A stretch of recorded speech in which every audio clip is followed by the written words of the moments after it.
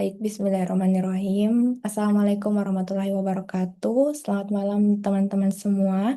Jadi perkenalkan, saya Najwa Nurfadila Ahsan, biasa dipanggil Jua, salah satu asisten Departemen Ilmu Gizi periode 2025-2026 Angkatan Kreatin. Kesempatan kali ini saya ingin sharing sedikit ke teman-teman tentang persiapan untuk jadi asisten di Departemen Ilmu Gizi. Khususnya pada kali ini kita akan belajar sama-sama tentang materi BMD yang akan jadi materi praktikumnya teman-teman. Mungkin sebelum itu saya jelaskan dulu tentang alur tentang alur opreknya nanti insya Allah.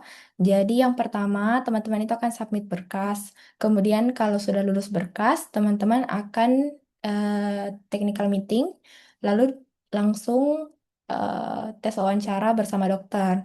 Kemudian akan dilaksanakan tes tulis 100 nomor, lalu dilanjutkan di hari yang sama tes praktikum.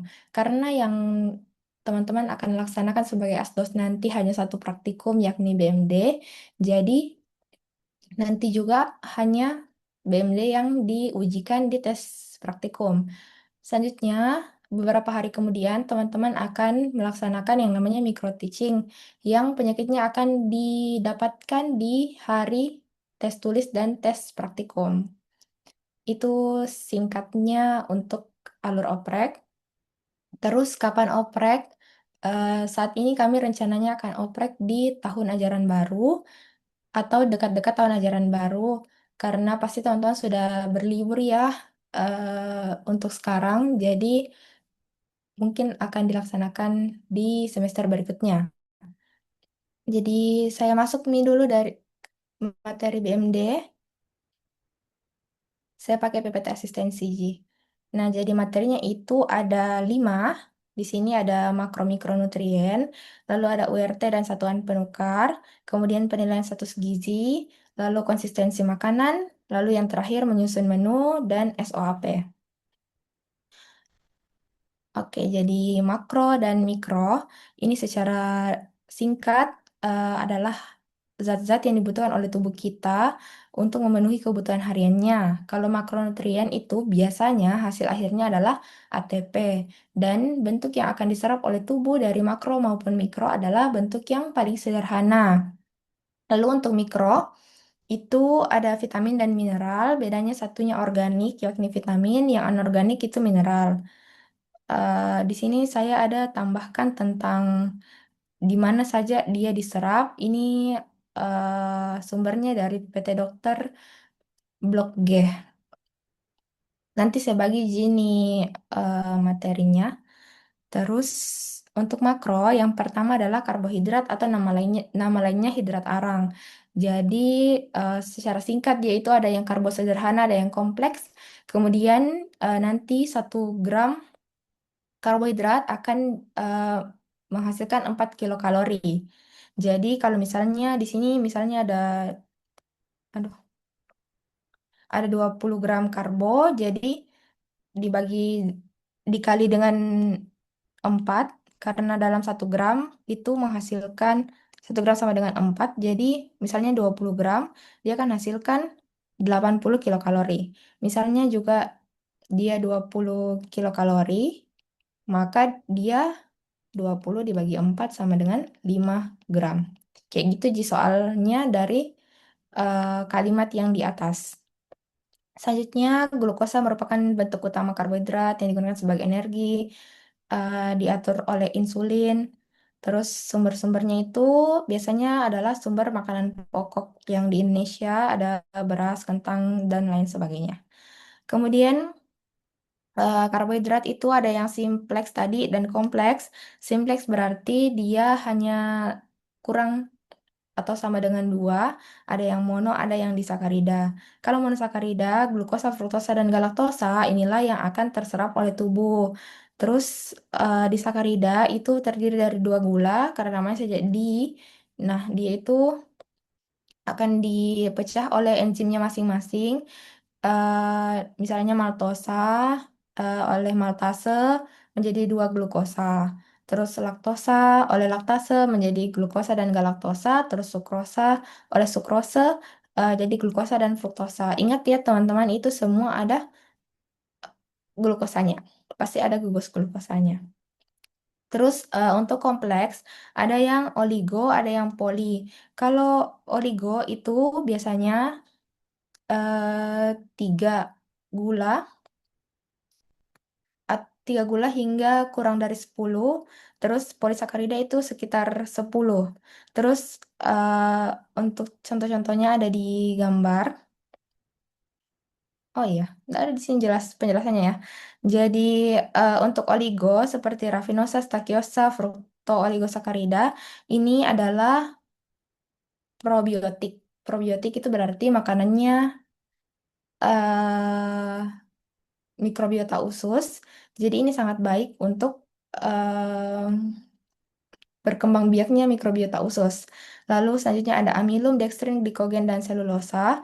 Kalau amilum itu bentuk paling kompleks, jadi suatu beras atau suatu kentang itu mengandung pati atau amilum. Sebelum kena air liurnya kita yang memiliki beberapa enzim. Selanjutnya, kalau misalnya amilum ini dalam perjalanannya akan menjadi sebuah glukosa, maka dia akan mengalami fase transisi yakni di fase dekstrin. Kemudian glikogen, glikogen ini adalah bentuk simpanan energi kita. Jadi kalau misalnya glukosa yang dibutuhkan oleh tubuh saya hari ini hanya 100, tapi saya makan 150, 50-nya itu akan disimpan dalam bentuk glikogen, dibantu oleh insulin. Terus ada selulosa. Selulosa ini adalah karbohidrat juga, tapi dia tidak bisa dicerna oleh tubuhnya kita. Jadi, nanti si selulosa ini, atau biasa teman-teman kenal serat, biasanya dia tidak bisa dipecah oleh tubuh kita karena kita tidak punya selulase. Yang punya itu hanya herbivora, hewan-hewan yang herbivora. Terus, eh, karena dia tidak bisa dipecah oleh tubuh kita, makanya dia akan bertugas untuk menarik air bercampur dengan feses sehingga ini akan sangat baik untuk orang-orang yang sekiranya dia konstipasi. Selanjutnya ada protein. Nah, protein ini terdiri dari atom karbon, hidrogen, oksigen, dan juga nitrogen. Terus secara sumbernya itu dia dibagi atas nabati dan hewani. Eh, Tolong ini diingat, diingat ya kalau nabati itu tumbuhan, hewani itu hewan karena kemarin pas praktikum banyak yang terbalik. Tapi tidak mungkin calon asisten terbalik. Oke, selanjutnya protein itu bentuk paling sederhananya adalah asam amino.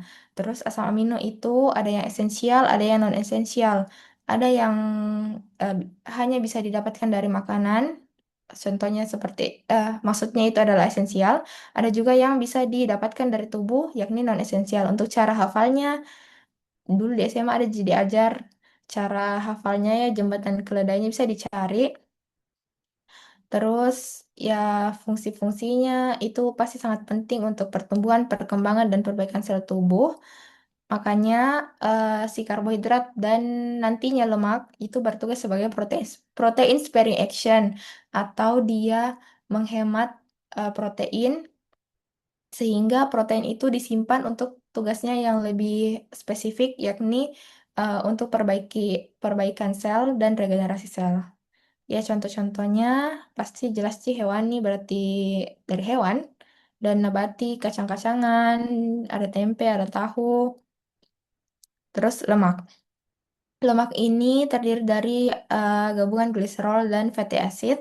Terus bisa didapatkan dari hewani maupun nabati juga. Dan tugasnya itu sangat banyak. Jadi yang pertama adalah sebagai sumber energi karena dia juga akan menghasilkan ATP.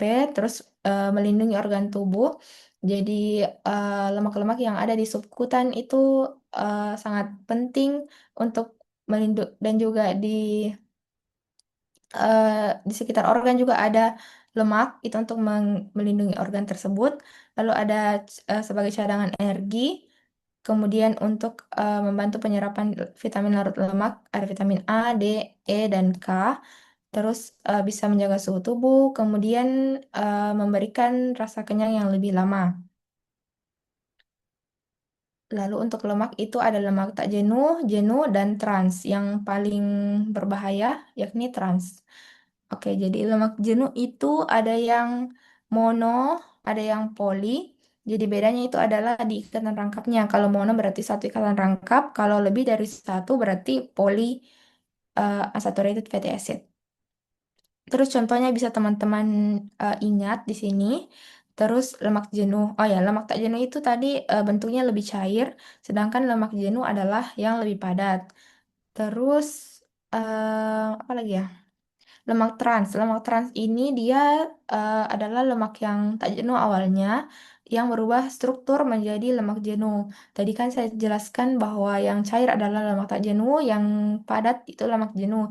Jadi kalau cara ingatku berarti dia dari cair ke padat pas dikonsumsi dia berubah jadi padat, makanya dia bisa menyumbat pembuluh darah, bikin aterosklerosis.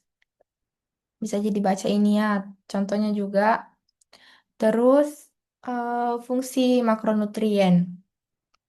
Eh, Kalau karbohidrat pasti sebagai energi utama, kayak glukosa misalnya. Terus cadangan energi tadi yang glikogen. Terus protein sparing action tadi sudah saya jelaskan dia menghemat protein, kemudian membentuk membran sel, juga bisa bersama-sama dengan lemak.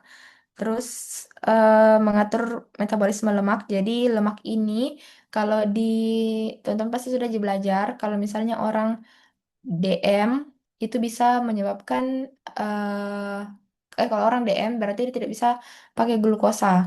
Nah, otomatis yang akan digunakan untuk dapat ATP itu dari asam lemak. Nah, asam lemak ini dia punya side product yakni keton. Jadi keton yang bersifat asam ini juga tidak terlalu baik untuk tubuh karena bisa menyebabkan asidosis metabolik. Makanya dia mengatur metabolisme lemak dengan adanya karbohidrat.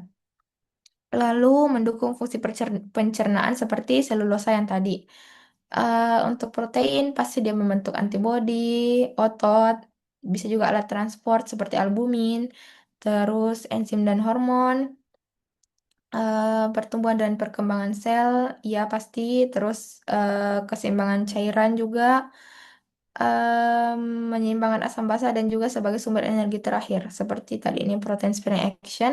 Terus untuk lemak itu menjadi sumber energi juga, membentuk membran sel, fosfolipid bilayer kan. Terus sintesis hormon, hormon yang ada di lemak yang dihasilkan oleh lemak itu biasanya berhubungan dengan hormon-hormon yang ada di repro. Terus transport vitamin ADEK, lalu inhibisi rasa lapar, dan yang terakhir protein sparing action. Yang harus diingat adalah dalam 1 gram karbo itu ada 4 kilokalori, kalau 1 gram protein sama 4 kilokalori, tapi kalau lemak itu 1 gram lemak sama dengan 9 kilokalori. Itu yang harus diingat dari sini. Lalu mikronutrien. Nggak ngelek jika layarku. Vitamin itu adalah senyawa organik yang ada dalam makanan dalam jumlah yang kecil tapi sangat dibutuhkan oleh tubuh. Terus ada dibagi atas kelarutannya, ada yang larut lemak, ada yang larut air. Untuk yang larut lemak itu vitaminnya A, D, E, K, terus vitamin larut air itu B sama C. Vitamin larut lemak yang A, retinol, terus apa ya dia ini dari makanan yang atau sayur-sayuran yang warnanya cerah. Terus dia itu baik untuk mata, untuk mukosa juga. Terus penyakitnya kalau dia defisiensi namanya seroftalmia atau rabun senja. Terus vitamin D atau kalsiferol ini untuk penyerapan kalsium dan fosfor untuk tulang dan gigi. Terus contoh-contohnya itu bisa dibaca. Terus penyakitnya adalah rickettsia dan osteomalacia. Jadi sama-sama Ji eh, karena kekurangan vitamin D tapi rickettsia pada anak, pada orang dewasa osteomalacia. Terus vitamin E atau tokoferol dia itu berfungsi sebagai antioksidan untuk menjaga kesehatan kulit, sel imun, dan lain sebagainya. Jadi karena dia berfungsi sebagai antioksidan, kapan dia kekurangan, dia akan mengakibatkan adanya stres oksidatif, jadi akan merusak membran sel. Lalu ada vitamin K. Vitamin K ini biasanya disuntikan pada anak yang baru lahir. Jadi dia itu penting untuk pembekuan darah biar tidak terjadi kondisi yang namanya HDN, Hemolytic Disease of Newborn. Hemorrhagic Disease of Newborn. Ya, ini. Terus untuk vitamin larut air ini cukup banyak. Untuk vitamin B-nya, saya sarankan teman-teman untuk hafal nama lainnya. Ada B1 tiamin, B2 riboflavin, B3 niacin, B6 piridoksin, B9 asam folat, dan B12 cyanocobalamin. Terus boleh ingat contohnya.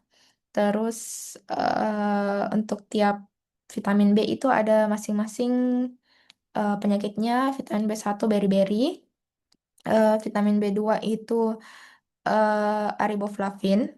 Terus vitamin B3 itu ada pellagra. Terus vitamin B6 itu dia dia diberikan pada ibu hamil yang hiperemesis gravidarum biar mencegah adanya kerusakan sel saraf pada bayi. Hiperemesis gravidarum berarti mual muntah yang berlebihan pada ibu hamil.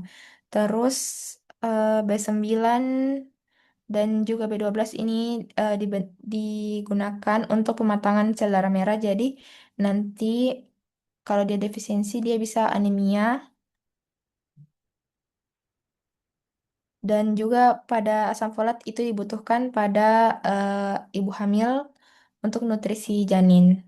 Terus vitamin C eh, juga itu bagus untuk mukosa atau nama lainnya juga asam ascorbat. Dia bisa untuk penyembuhan luka, pembentukan kolagen. Jadi nama penyakitnya adalah skorbut kalau dia kekurangan.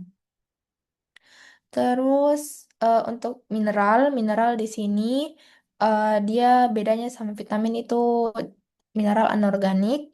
Terus sama-sama Ji untuk kebutuhan metabolisme, pertumbuhan dan lain sebagainya. Terus zat besi sudah pasti teman-teman tahu Ji, dia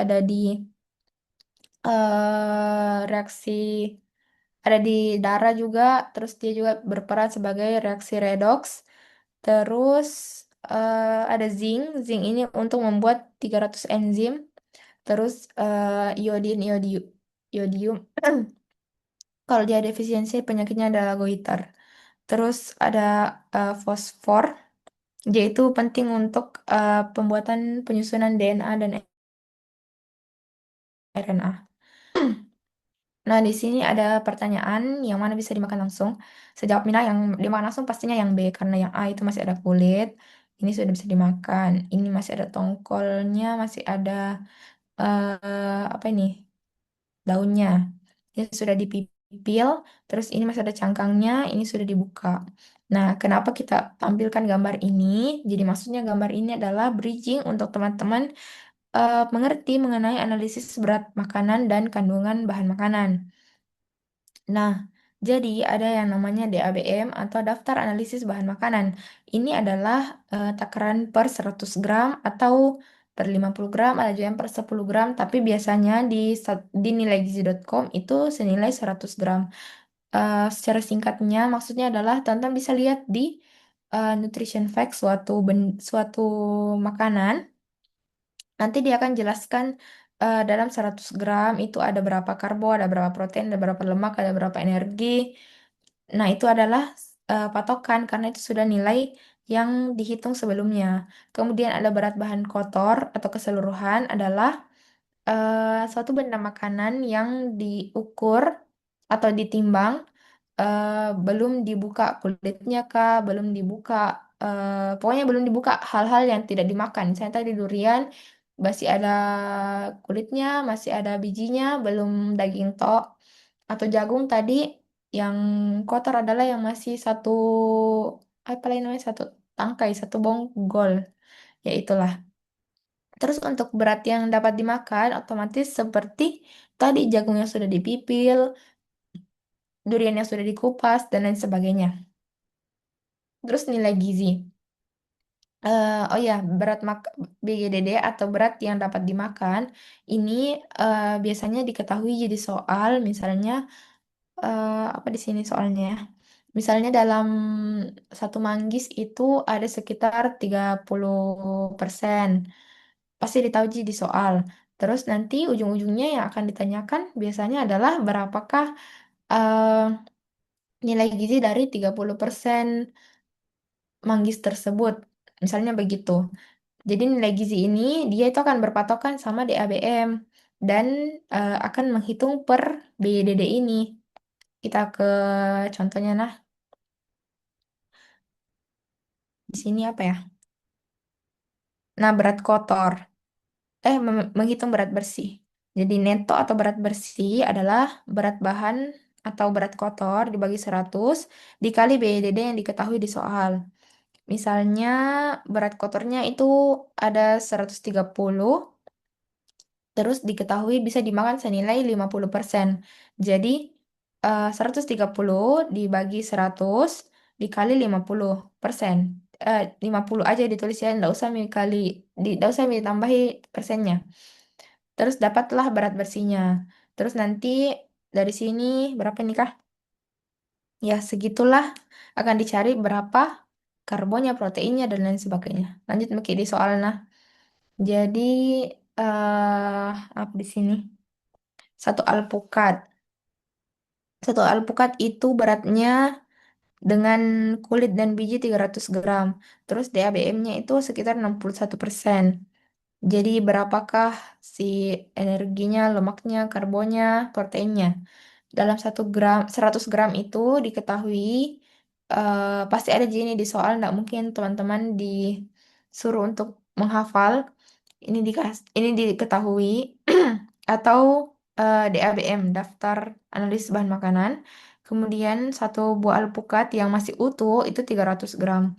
Jadi di sini adalah berat bersih. Berat bersih sama dengan 300 dibagi karena dia per 100 gram, jadi di sini 100 ya, per 100.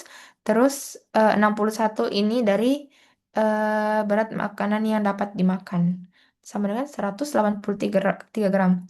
Jadi dari 183 gram ini berapakah eh berapakah energi, lemak, dan lain-lain. Teman-teman bisa hitung. Ini seharusnya 3 nah, bukan 0. 183/100 sama dengan 1,83. Terus dari 85 ini kita langsung dikali 1,83 dan seterusnya. Dari sini langsung dikali semua, dikali 1,83. Gitu caranya. Oke, selanjutnya URT dan satuan penukar. Ukuran rumah tangga atau URT. Ukuran rumah tangga atau URT itu adalah alat ukur yang biasanya ada di rumah tangga. Misalnya mau bikin kue, butuh 500 gram tepung. Berapa kali 500 gram itu? Misalnya dia sekian sendok. Itulah ukuran rumah tangga. Biar tidak semua, karena tidak semua orang punya timbangan di rumahnya. Ini untuk mempermudah. Kemudian untuk bahan makanan penukar itu maksudnya misalnya saya dalam program diet, saya cuma bisa makan 100 gram karbo. Yang saya ketahui itu misal ya, ser- misalnya dia itu sekitar 40 gram nasi. Tapi kali ini di rumahku lagi habis beras, jadi saya cuma punya kentang, kentang. Jadi berapa gram kentang yang sama dengan 100 gram karbo tersebut. Tuna izin minum, Kak.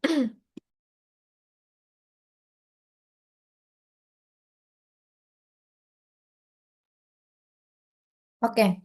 Jadi rumusnya itu URT sama dengan berat bahan makanan dibagi standar bahan makanan dikali URT standar. Misalnya URT-nya 100 gram nasi sama dengan 3/4 gelas. Kalau teman-teman mau cari tahu 150 gram nasi itu berapa sih? Berapa gelas sih? Jadi 150 dibagi ini ya. Jadi di sini 150 dibagi 3/4 sama dengan ah dibagi 100 deng, sorry. dibagi 100 dikali URT standar tadi 3/4. Nah, dapatlah hasilnya 9,8 gelas. Oke, selanjutnya bahan makanan penukar itu ada 7 golongan. Terus di sini untuk grup satu atau grup-grupnya karbo dan atau hidrat arang, dia itu mengandung 100 dalam satu satuan penukar itu mengandung 175 kalori, 4 gram protein dan 40 karbo. Jadi 100 gram nasi atau setara dengan 3/4 gelas itu mengandung 175 kalori, 40 gram protein, 4 gram protein, 40 karbo. Kayak gitu cara bacanya ya. Terus yang saya mau tekankan di sini, teman-teman bisa minta tolong diingat yang sering dipakai kayak nasi putih pasti mie, nasi merah secara tidak langsung teman-teman juga ingat karena mirip sama nasi putih. Terus apa ya? Bisa kentang, roti putih juga bisa. Ya, singkong ya paling. Itu Ji yang mungkin akan ditanyakan.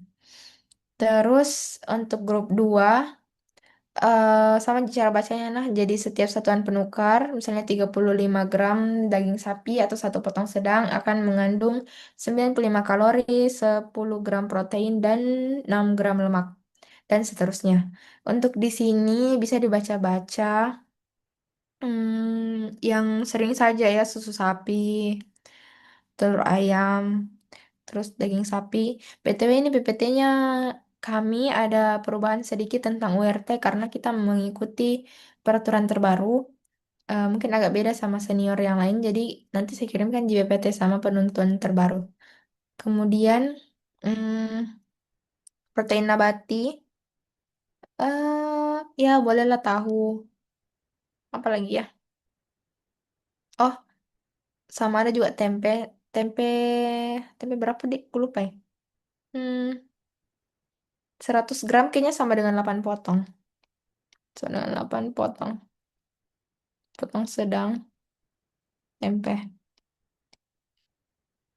Terus untuk golongan berapa nih? Golongan berapa? Golongan 4. Ini jangan minta terlalu dihafal karena kayak kurang umum. Tapi ingat mi nama golongannya, isinya apa. Terus golongan 5 juga kayaknya kurang kurang familiar ya. Paling golongan 1, 2, 3, 4 J. 1, 2, 3. Berapa sih? Ya 1, 2, 3 J palingan yang akan ditanya lebih banyak. Lemak, lemak juga tidak terlalu familiar ya. Untuk rumusnya tadi URT sudah ada di atas. Terus nilai gizi, ini dari satuan penukar dulu. Bahan makanan yang diukur dibagi standar makanan yang diukur dikali standar bahan penukar. Ya baca mini. Terus nilai gizi berat bahan makanan dibagi berat URT dikali nilai gizi URT ini mirip-mirip Ji sama prinsipnya DABM dan lain-lain di atas, tapi ikuti ini karena ada standarnya di sini. Oke, ini contoh soal misalnya berapa satuan penukar nasi untuk 300 gram kentang. Jadi kalau 300 gram kentangnya, tunggu baca dulu nah. Tut, tut, tut. Ah, kalau misalnya 300 gram kentangnya, berapa nasinya? Kalau diketahui 100 gram nasi sama dengan 200 gram kentang. Jadi satuan penukar sama dengan 300 gram kentang yang diketahui dibagi 200 karena standarnya segitu dikali 100 gram. Sama dengan 150 gram. Jadi 300 gram kentang sama dengan 150 gram nasi. Terus diubah ke URT. Tadi kan URT-nya nasi 100 sama dengan 3/4. Jadi 150 gram nasi dibagi 100 dikali 3/4 sama dengan 9,9/8 gelas. Terus pastikan kalian tambahkan ya dia gelas kah, dia potong sedang kah, dia sendok kah, apakah harus itu ditambahkan. Terus nilai gizinya berapa? Kalau misalnya tadi 150 gram nasi dibagi 100, di standarnya kan di atas tadi 100 dikali 175 gram kilokalori, berapa, jadi berapa kalori? 26. 2,5 dan seterusnya. Agak banyak ya penghitungan, jadi pusing. Oke, kemudian penilaian status gizi. Jadi ini adalah kalau di metode SOAP dia di objektif, atau kalau di klinik itu dia pemeriksaan fisis. Ada LLA, lingkaran lengan atas, TLK, terus IMT, terus BBI, terus body composition pakai Karada, dan cara survei konsumsi makanan. Oke, selanjutnya Lila atau LLA itu harus diingat dia pakai insertion tape. Terus interpretasinya ingat dia underweight sama obese, bukan undernutrition sama over. Ini harus diingat perbedaannya. Kenapa? Karena dia berhubungan dengan kelebihan dan kekurangan pengukuran. Ya, pokoknya caranya adalah diukur di yang tidak dominan, di lengan yang tidak dominan, terus tidak ada pakaian, terus eh, dalam keadaan relaksasi, jangan yang kontraksi. Kemudian alat ukurnya bagus. Terus caranya adalah dari akromion kita tarik ke olekranon. Mana sisikunya? Ya ini ditarik garis lurus. Terus misalnya dia di sini 16, berarti di 8 kita lingkarkan di tengah-tengah si lilanya. Terus dibaca di situ berapa dan diinterpretasikan. Terus untuk kelebihannya itu bisa dipakai ke ibu hamil. Terus kan nggak mungkin kita lingkar perut di ibu hamil kan, jadi ndak objektif. Terus biayanya murah karena cuma butuh pita. Terus sederhana juga cara hitungnya. Karena tinggal ditarik garis lurus, dibagi di tengah, dilingkarin, dan dibaca. Terus untuk kekurangannya, dia tidak ideal untuk mengukur status gizi. Jadi eh dia dibutuhkan pemeriksaan lainnya. Terus tidak untuk perubahan status gizi jangka pendek. Misalnya ada yang bulking, ada yang cutting. Kan secara jangka pendek itu tidak bisa ditentukan bagaimana kondisi gizinya seseorang. Lalu bisa terjadi kesalahan pengukuran relatif yang cukup besar.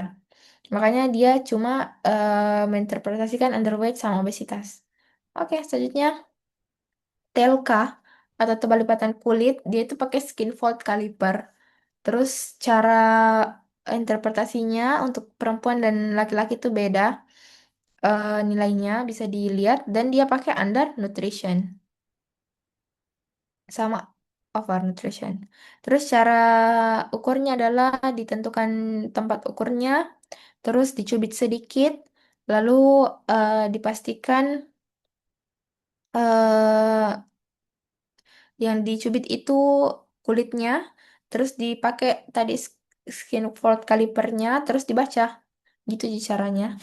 Terus diinterpretasikan Kemudian untuk IMT itu pakai BBTB sesuai rumusnya. Terus pakai stadiometer. Stadiometer itu yang ada memang dia berdiri sendiri, ada tiangnya. Kalau Microtoys itu yang dipaku-paku dulu di apa? Di dinding. Terus ada balance scale. Ini balance scale ada untuk ukur tinggi sama ukur berat secara sekaligus. Kemudian untuk timbangan biasa, jadi ada yang digital, ada yang biasa. Terus cara hitungnya IMT kilogram berat badan dibagi tinggi badan dalam meter kuadrat. Ingat meter kuadrat. Terus untuk klasifikasi IMT kita pakainya Asia Pasifik.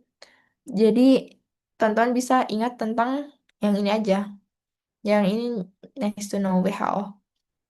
Terus ya lanjut BBI berat badan ideal di sini saya hitungkan dari rumus awalnya TB dikurang 100 dikurang 10% dikali TB dikurang 100. Ini agak memusingkan.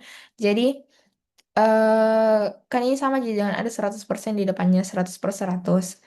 Dan di sini ada 10% dan dalam kurungnya itu sama Ji. Jadi langsung disederhanakan jadi 100% dikurang 10% dikali TB dikurang 100.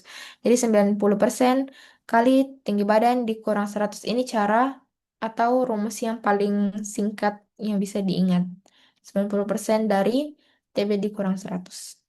Oke, selanjutnya body composition itu dari Kak Rada. Apa ya di sini sebenarnya ini terlalu kompleks untuk dihafal dan diingat. Jadi teman-teman tinggal ingat saja apa yang bisa dibaca di Karada itu yang pertama berat badan, terus ada body fat, ada visceral fat, ada resting metabolism, ada BMI dan body age. eh ya ini terlalu susah juga dihafal ya, jangan Mi. Terus penilaian status gizi secara subjektif. Tapi ada juga yang objektif sih di sini. Misalnya 24 hour food recall. Jadi pas anamnesis kita tanyakan kemarin makan apa Ki, sarapan, makan siang apa. Pokoknya dia cuma ingat saja apa yang dia makan. Nah, terus kalau food record itu kita suruh pasien pulang, tulis apa makanan yang dimakan selama sekitar 7 hari. Terus kalau FFQ atau Food Frequency Questionnaire, ini kayak G questionnaire-nya kating-kating tak yang lagi skripsian. Misalnya, saya makan coklat 3 kali sebulan, 2 kali seminggu, tidak pernah. Gimana kebentukannya? Dalam 1 bulan saya makan coklat, misalnya kurang dari 5, kurang dari 3. Tidak pernah, kayak gitu. Pokoknya dia jangka-jangka waktu gitu dan frekuensinya juga ditentukan. Tinggal dijawab yang mana. Terus dietary history, jadi ditanya secara jangka panjang bagaimana kebiasaannya, misalnya jarang sarapan dan lain sebagainya. Terus food weighing ini misalnya saya mau makan, sebelum makan saya timbang dulu dengan mangkoknya. Saya makan nasi uduk sama mangkok-mangkoknya saya timbang. Saya makan mie ya, makanan tersebut. Kemudian setelah saya makan, baru saya timbang mangkok kosongku atau makanan yang ada sisanya juga. Pokoknya mangkok setelah saya makan dan sebelum saya makan dihitung dan dicatat. Oke, selanjutnya konsistensi makanan. Nah, jadi konsistensi makanan ada yang cair, ada yang saring, ada yang lunak, ada yang biasa. Jadi makanan cair itu ada dua, ada cair jernih dan cair penuh. Syaratnya adalah dia punya energi, protein, vitamin, dan mineral, tidak merangsang, gastrointestinal, terus bisa diberikan secara oral dan parenteral. Ya, suhu makanan juga pasti diperhatikan. Untuk cair jernih, intinya adalah kalau misalnya di wadah bening, apakah dia tembus atau tidak, itu Ji intinya. Terus karena dia isinya cuma mana sih isinya? Oh dia ini sangat rendah, dia hanya karbohidrat dan rendah serat. Jadi dia hanya diberikan dalam porsi kecil dan sering dan tidak lama, cuma 1 sampai 2 hari. Karena tubuh kita kan butuh yang lain, kita butuh protein, kita butuh lemak, kita butuh vitamin, dan ini cuma isinya karbohidrat. Makanya dia tidak boleh diberi lama-lama. Dan karena dia juga pasti bikin lapar terus, jadi diberikan porsi kecil namun sering. Dan karena tujuannya adalah tidak merangsang terlalu banyak, jadi porsinya juga kecil. Oke, selanjutnya makanan cair penuh sama Ji prinsipnya kalau ada di wadah bening dia tidak tembus pandang. Contohnya kayak jus, susu.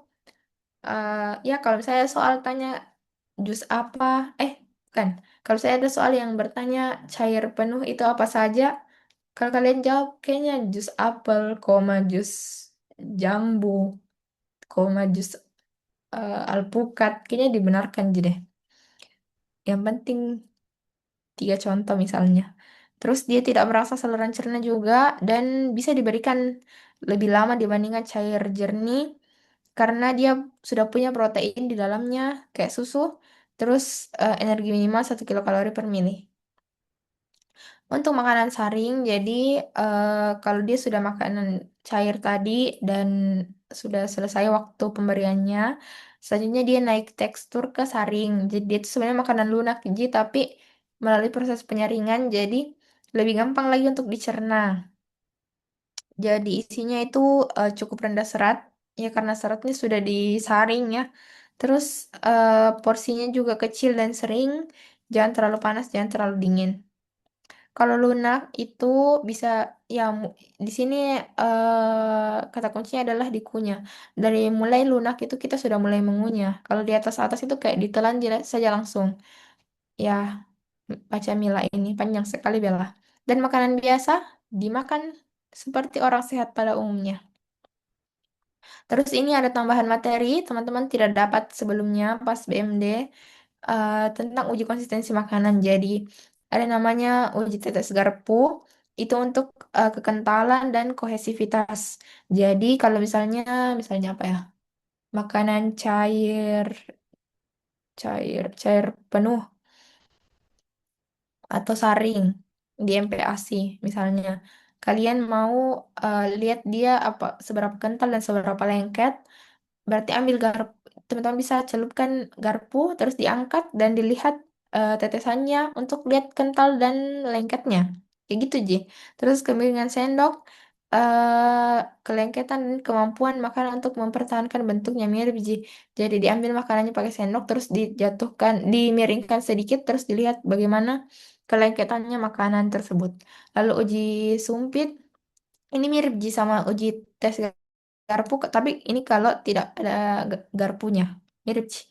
Terus untuk uji tekanan garpu dan sendok, ini pada makanan lunak, bisa cuma makanan biasa, misalnya kentang rebus.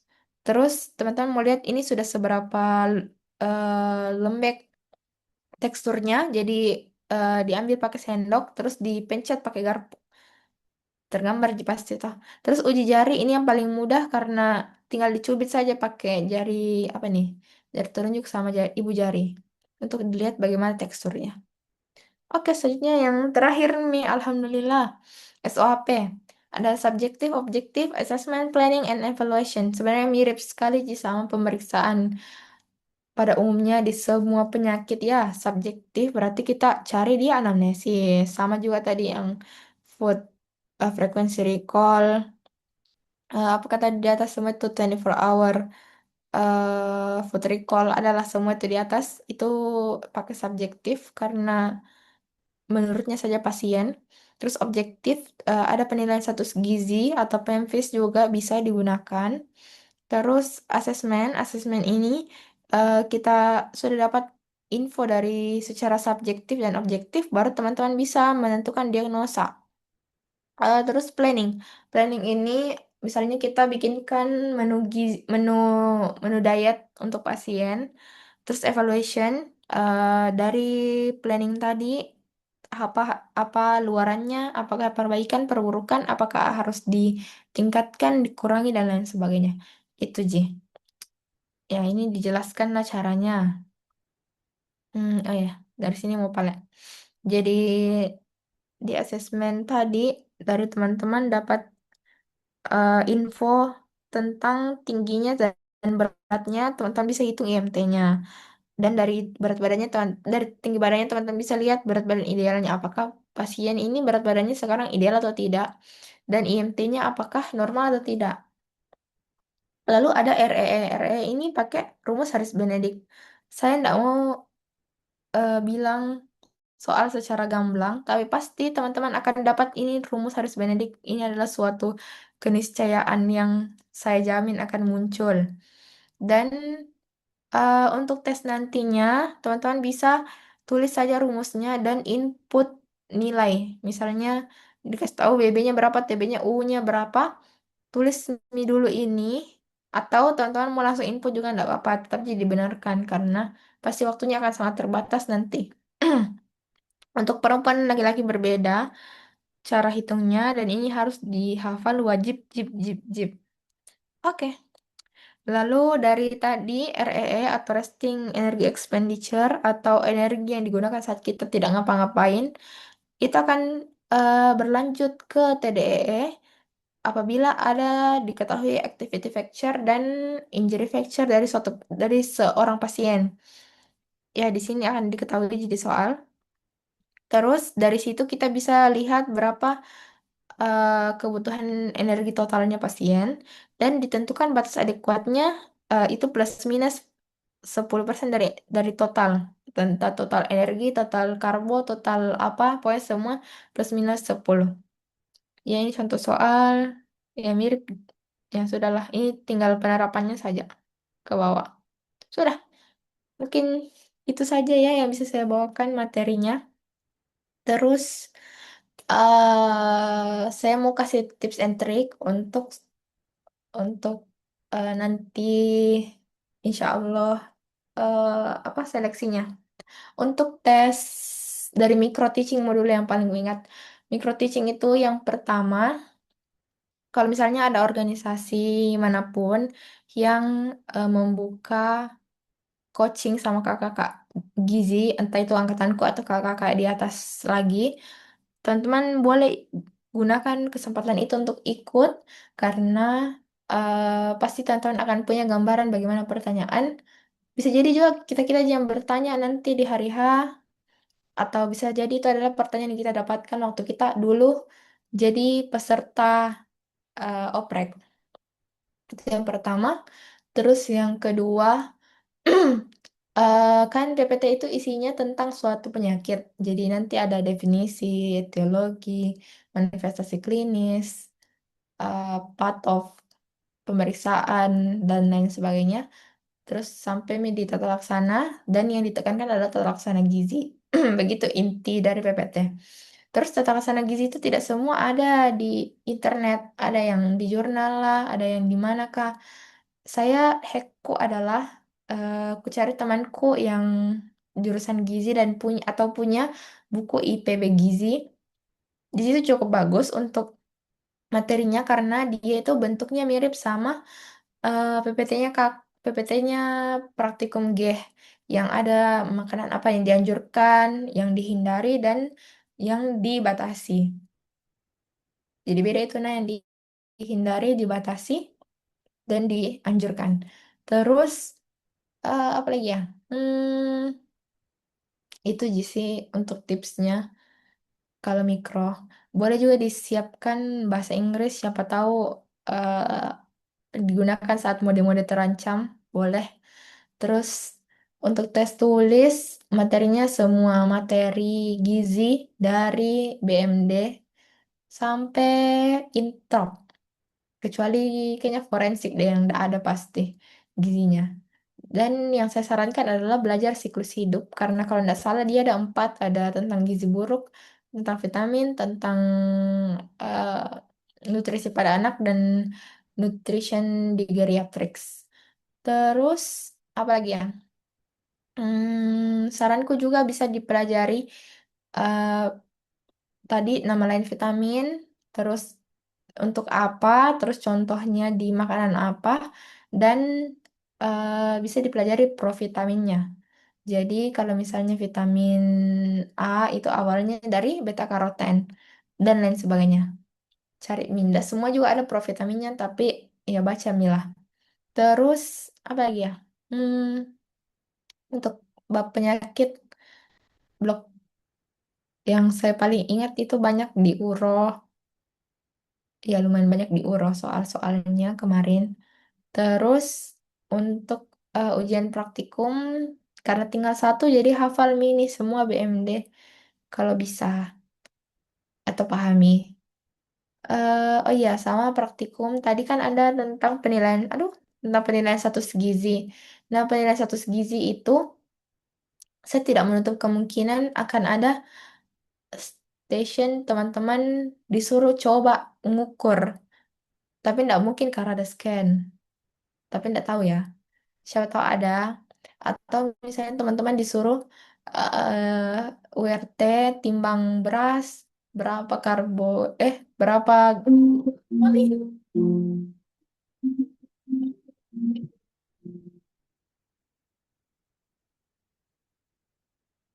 tes.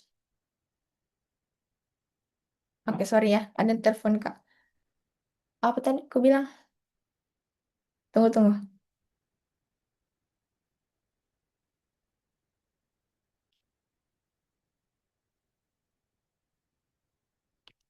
Apa tadi terakhir? Oh ya, URT. Kalau URT itu bisa jadi juga ada disuruh menimbang-menimbang, tapi belum ada soalnya jadi teman-teman persiapkan nih. Oke, selanjutnya untuk wawancara, jawab Mi dengan sejujur-jujurnya karena kita mau lihat teman-teman bagaimana value-nya dan visi misinya apakah sejalan dengan gizi atau tidak. Itu jadi tips and trick kok. Maaf ya tadi ada yang telepon Kak, jadi ada yang mengganggu sedikit. Mungkin dari saya cukup sekian. Saya serahkan kembali ke Ainun untuk Q&A.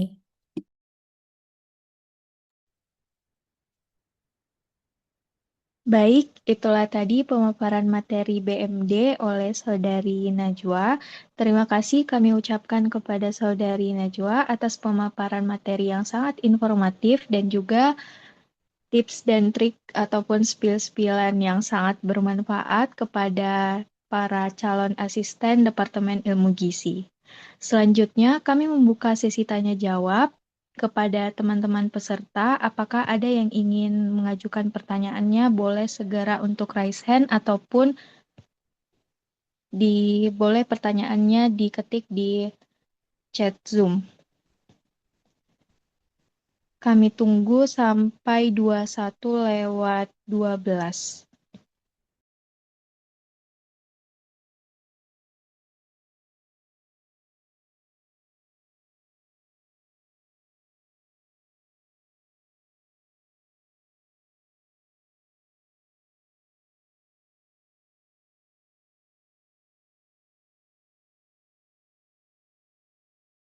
Tapi Kak izin bertanya. Tapi Kak Iya, tadi yang micro teaching sempat Ki singgung terkait yang bahasa Inggris. Maksudnya itu PPT-nya harus berisi bahasa Inggris atau mix. Dan untuk penyakitnya itu apakah kayak ada blok tertentu atau random Kak? Terima kasih. oke, makasih Akila. Jadi tadi yang saya maksud itu bahasa Inggris. Sebenarnya tidak ada di pasnya saya, tapi pas kakak-kakak sebelumku itu PPT-nya semua bahasa Indonesia jadi tidak apa-apa. Terus pas selesai presentasi, kakak-kakak kemarin sempat ditanya, bisa nggak presentasi bahasa Inggris? Kayak dites-tes begitu. Nggak tahu kenapa seperti itu dan di angkatanku nggak ada J. Semoga juga di kalian nggak ada. Jadi turunannya kakak sebelumku eh, waktu micro teaching katanya siapkan Mi juga teks bahasa Inggris. Nggak harus di PPT-nya bahasa Inggris, cuma takutnya kalau di sesi tanya jawab, nggak tahu Mi mau ditanya apa, jadi disuruh Mi coba presentasi ulang pakai bahasa Inggris. Nah itu kalau nggak siap-siap, aduh. Tapi semoga nggak sih. Terus selanjutnya untuk penyakitnya itu nanti saya nggak tahu tahun ini berapa. Tahunku 50 penyakit, tahunnya kakak 40 penyakit. Pokoknya 50 penyakit itu nanti di spin wheel di hari kalian tes tulis dan tes praktikum. Nanti setelah selesai dikumpul terus dibagikan materi. Satu orang itu dapat 3 dan silahkan berkreasi bikin PPT dan presentasikan di mikro. Kayak gitu. Oke Kak, makasih Kak. Oke, ada lagi?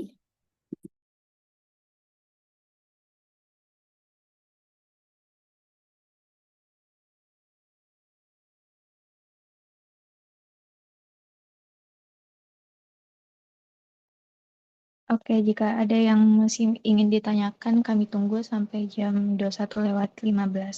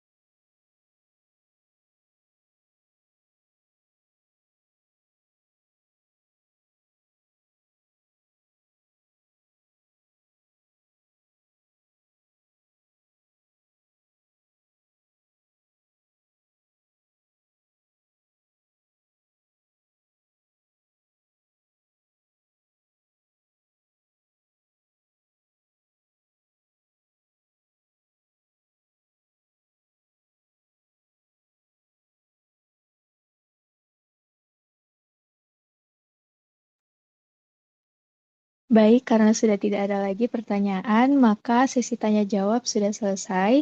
Saya ingin menginformasikan kembali kepada seluruh peserta untuk mengisi post-test yang nanti akan saya berikan via Zoom ataupun via grup WA, nanti sebagai bahan evaluasi akhir dari kegiatan ini. Dan waktu pengerjaan untuk post-test itu adalah